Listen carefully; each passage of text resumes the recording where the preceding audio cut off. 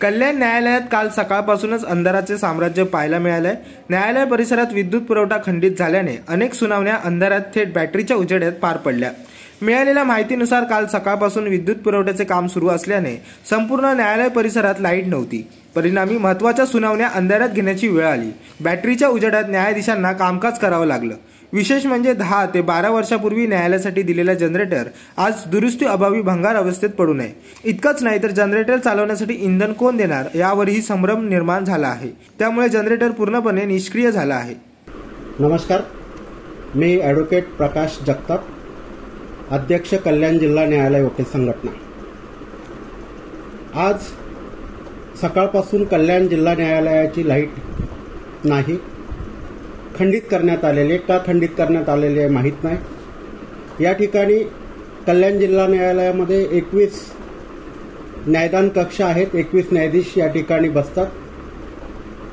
3-3.5 हजार वकिलांची संख्या आहे आणि हजारो केसेस या न्यायालयामध्ये पेंडिंग आहेत।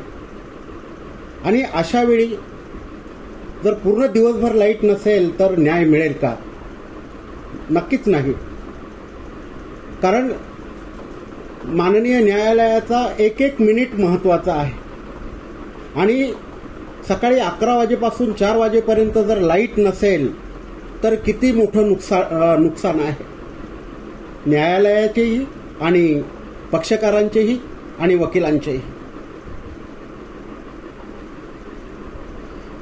माझी सरकारला, माननीय हे जे काही यंत्रणा आहेत त्यांना विनंती आहे की निदान ज्या ठिकाणी न्याय दिला जातो त्या ठिकाणची तरी लाईट, त्या ठिकाणचा तरी वीज पुरवठा खंडित होता कामा नये। आज बऱ्याच न्यायालयांमध्ये मोबाईलच्या उजेडामध्ये, मोबाईलच्या टॉर्चच्या उजेडामध्ये कामकाज चाललं गेलं।